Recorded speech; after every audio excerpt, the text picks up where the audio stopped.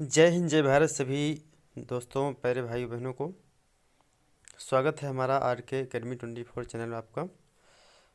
हमें उम्मीद है कि सभी लोग ठीक होंगे, अच्छे होंगे और आप अपनी अपनी तैयारियां सी तरीके से बहुत अच्छे से कर रहे होंगे। तो अच्छे ही कुछ वीडियो हम आपके लिए लेके आए हैं जो कि बाल विकास से संबंधित क्वेश्चन हैं जो कि आपके लिए बहुत महत्वपूर्ण होंगे।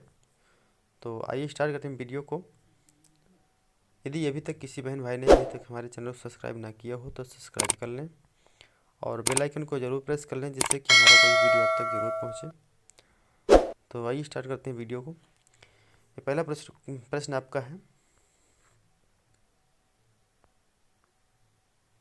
पहला प्रश्न है, कक्षा शिक्षण में बालकों को प्रेरित करते समय निम्न बात का ध्यान रखना चाहिए। तो आपके ऑप्शन है, पहला ऑप्शन है आपका बालक की अधिकाधिक कमियां ढूंढना। दूसरा है बालक में आत्मविश्वास की भावना विकसित करना। तीसरा है बालक से कठिन अभ्यास कराना।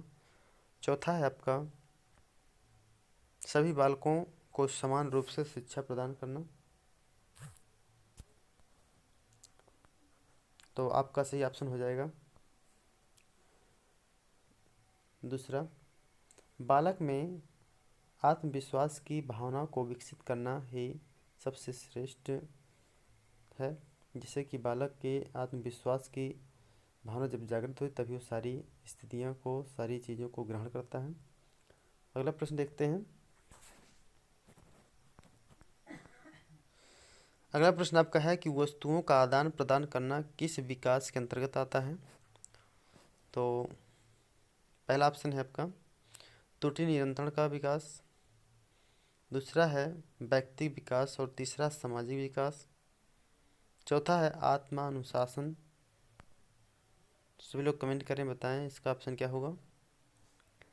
तो इसका सही ऑप्शन हो जाएगा आपका तीसरा सामाजिक विकास। अगला प्रश्न क्या है, अगला प्रश्न कहता है कि थॉर्नडाइक का अधिगम सिद्धांत जाना जाता है।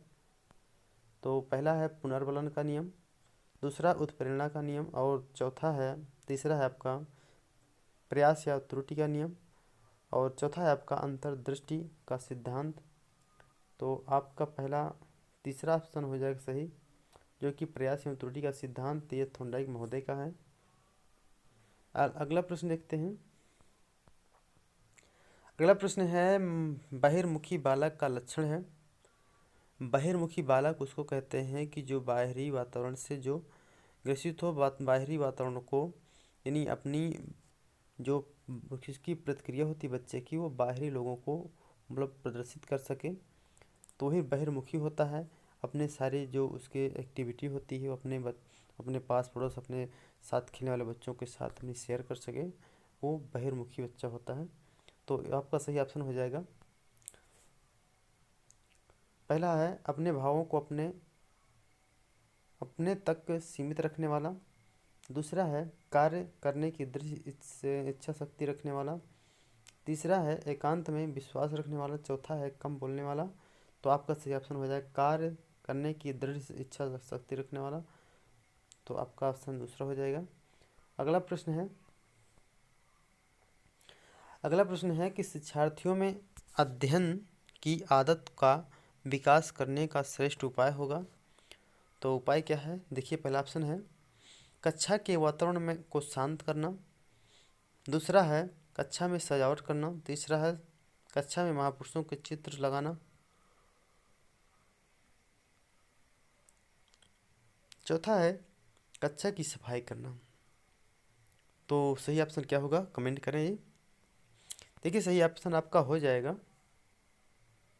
कक्षा के वातावरण को शांत करना। पहला कक्षा के जो वातावरण है, कक्षा जो अंत विद्यालय का जो वातावरण होता है उसको शांत रखना चाहिए। इसके बाद जो भी पढ़ाई का लेवल होता है उसको बच्चों के द्वारा या तो शिक्षक के द्वारा जो भी स्टार्ट किया जाता है, तो सबसे पहले हमें कक्षा के इन्वायरमेंट वातावरण को हमें शांत करना चाहिए जिससे कि शांति बनी रहे। हर एक बच्चा अपने टीचर द्वारा या टीचर के द्वारा जो दिया जाता है, जो मोटिवेशन या जो भी ज्ञान दिया जाता है तो पढ़ाया जाता है तो उसको बच्चा अच्छे से ग्रहण कर सके। तो आपका सही ऑप्शन हो जाएगा पहला। अगला प्रश्न देखते हैं। अगला प्रश्न है कि दिवा स्वप्नों में दिवा स्वप्नों में विचरण करने की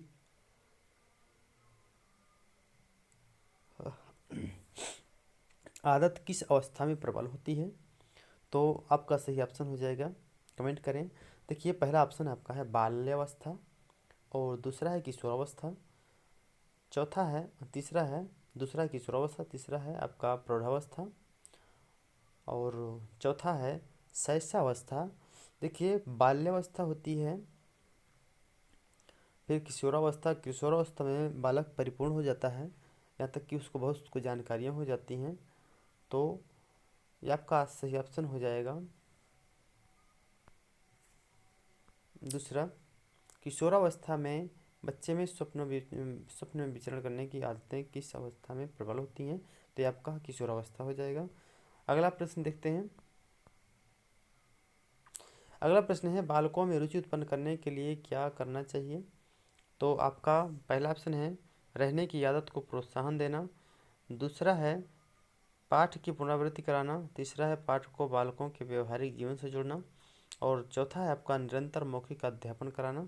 तो आपका सही ऑप्शन हो जाएगा तीसरा, पाठ को बालकों के व्यवहारिक जीवन से जोड़ना, यही सही आपका ऑप्शन हो जाएगा। अगला प्रश्न है, अगला प्रश्न कहता है कि बालक के दूषित वातावरण में परिवर्तन करने से होता क्या है? मेरे कोई बालक का जो दूषित वातावरण है उसके यदि परिवर्तन होता है, उसका सुधार किया जाता है, तो बच्चे में कौन सा निर्माण, किस चीज़ का प्रादुर्भाव होता है? तो ऑप्शन आपका पहला है अच्छी आदतों का निर्माण, दूसरा है अभिरुचि का निर्माण, और तीसरा है बुरी आदतों का निर्माण, और चौथा है दृष्टिकोण का निर्माण। तो आपका सही ऑप्शन हो जाएगा पहला, अच्छी आदतों का निर्माण होता है। जब कोई इन्वायरमेंट अच्छा होता है तो हम बच्चे अच्छे गुण को सीखते हैं, अच्छी चीज़ ग्रहण करते हैं। तो यही हो जाएगा कि बच्चे की अच्छी आदतों का निर्माण होता है। आपका ऑप्शन सही हो जाएगा पहला। अगला प्रश्न देखते हैं। अगला प्रश्न है कि अंतर्मुखी बालक क्या होता है? अंतर्मुखी बालक वो होता है जो अपने आंतरिक भावों को, जो मौन वृत्ति में रहता है। जो कुछ ऐसे बालक को देखे होंगे कि बहुत कम बोलते हैं, दिन रात पुस्तकों को पढ़ते हैं, ग्रहण करते हैं, लेकिन अपने वक्ता मतलब ज़्यादा बोलचाल बहुत लोगों से कम कर पाते हैं, और ना ही अपने आंतरिक भाव को दूसरे के सामने प्रकट कर पाते हैं। वो अंतर्मुखी होते हैं, बहुत कुछ सीखते हैं, लेकिन अपने भाव को आप दूसरों के सामने प्रकट नहीं कर पाते। वही बच्चे अंतर्मुख होते हैं, और यहाँ तक कि वो बालक एकांत में रहने के लिए ज़्यादा इच्छुक होते हैं। मतलब समाज से तो नहीं, समाज, क्योंकि मनुष्य एक सामाजिक प्राणी है, वो दूर नहीं रह सकता। लेकिन बच्चे क्या है, जो अंतर्मुखी बालक बच्चा होता है, वो भीड़ भाड़ से या समूह से थोड़ी दूर रहने की कोशिश करता है, वही बच्चा अंतर्मुखी होता है। तो आपका सही ऑप्शन हो जाएगा। देखिए, पहला है स्वयं को यथार्थ के अनुकूल ढालने वाला, और दूसरा है आपका सभी के साथ मिलकर चलने वाला, तीसरा है एकांत में विश्वास रखने वाला, चौथा समस्याओं को पारस्परिक रूप से समझने वाला। तो सही ऑप्शन आपका हो जाएगा तीसरा, एकांत में विश्वास रखने वाला। अगला प्रश्न है, अगला प्रश्न है कि निम्न में से कौन सी एक समावेशी शिक्षा की विशेषता है? कमेंट करें जी। देखिए, पहला है आपका कक्षा में विभिन्नता का सम्मान करना, और दूसरा है शिक्षा के इनपुट को प्रोत्साहित करना, तीसरा है खेलों खेलों का विशेष आयोजन करता है, और चौथा है विशेष समूहों से अध्यापकों को शामिल करता है। तो आपका सही ऑप्शन हो जाएगा कक्षा में विभिन्नता का सम्मान करता है। अगला प्रश्न देखते हैं। अगला प्रश्न है, सीमा हर एक अध्यापक को बहुत जल्दी सीमा हर एक अध्याय को बहुत जल्दी सीख लेती है, लेकिन सीमा सीखने में काफ़ी समय लगाती है। यह विकास का कौन सा सिद्धांत है? तो पहला आपका है निरंतरता का सिद्धांत, और दूसरा है व्यक्तिगत भिन्नता, और तीसरा है आपका सामान्य से विशिष्ट की ओर, और चौथा है आपका अंतः वैयक्तिक संबंध। तो आपका सही ऑप्शन हो जाएगा कमेंट करें जी। देखिए सही ऑप्शन आपका हो जाएगा व्यक्तिगत भिन्नता। दूसरा सही आपका। ये 12वां प्रश्न क्या कहता है कि प्राथमिक विद्यालय में बालकों के गणितात्मक कौशल ज्ञात करने में सहायक नहीं है। देखिए आपका निगेटिव वर्ड आया है, तो आपका निगेटिव वर्ड में निगेटिव वर्ड ही खोजना है जो कि सहायक नहीं है बच्चों के लिए। तो आपका देखिए निगेटिव नहीं शब्द आया है, नहीं, तो ऐसे ही ऐसा आपको ऑप्शन खोजना है जो, क्योंकि देखिए पहला है अभ्यास, अभ्यास अधिगम प्रक्रिया दूसरा है, और तीसरा है हस्तलेखन।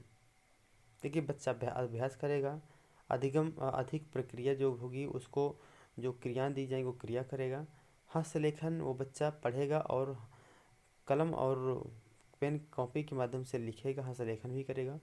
या अवांछित विश्राम, अवांछित विश्राम के लिए उसको ये सहयोगी नहीं है, इसलिए आपका सही ऑप्शन हो जाएगा चौथा। अगला प्रश्न देखते हैं। अगला प्रश्न है शिक्षा का वह स्वरूप जिसमें बालक की आवश्यकता, रुचि एवं क्षमता को ध्यान में रखकर उसमें अनुशासन, स्वावलंबन आदि गुणों का विकास किया जाता है।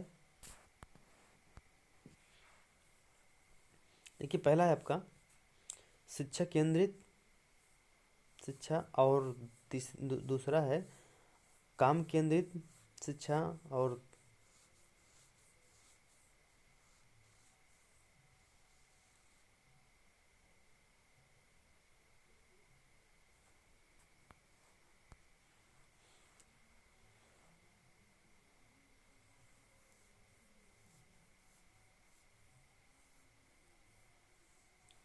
देखिए अगला प्रश्न है 13वां प्रश्न क्या कहता है शिक्षा का वो स्वरूप जिसमें बालक की आवश्यकता, रुचि एवं क्षमता को ध्यान में रखकर उसमें अनुशासन, स्वावलंबन आदि गुणों का विकास किया जाता है। तो आपका पहला ऑप्शन है शिक्षा केंद्रित शिक्षा, और दूसरा है आपका आत्म केंद्रित शिक्षा, तीसरा है बालक केंद्रित शिक्षा, और चौथा आपका पाठ्यक्रम केंद्रित शिक्षा। तो आपका सही ऑप्शन हो जाएगा आत्म केंद्रित शिक्षा।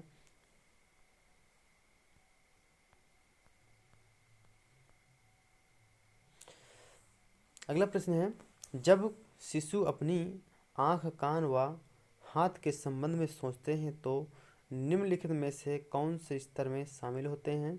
तो पहला है मूर्त संक्रियात्मक स्तर, दूसरा है पूर्व संक्रियात्मक स्तर, और तीसरा है इंद्रिय जनित स्तर, और चौथा है आपका अमूर्त संक्रियात्मक स्तर। जब बच्चा शिशु होता है तो अपने वो इंद्रियगामक स्थितियों को जानता है, अपने इंद्रियों को जानता है, अपने हाथ पैर, कभी कभी बच्चा होता है कि अपने अंगूठे को जब भूख लगती है उसको, तो अंगूठे को अपने मुंह में डाल करके चूसने लगता है, उसको इस बात का आभास होता, ज्ञान होता अपनी इंद्रियों का, इसलिए आपका सही ऑप्शन हो जाएगा तीसरा। अगला प्रश्न देखते हैं।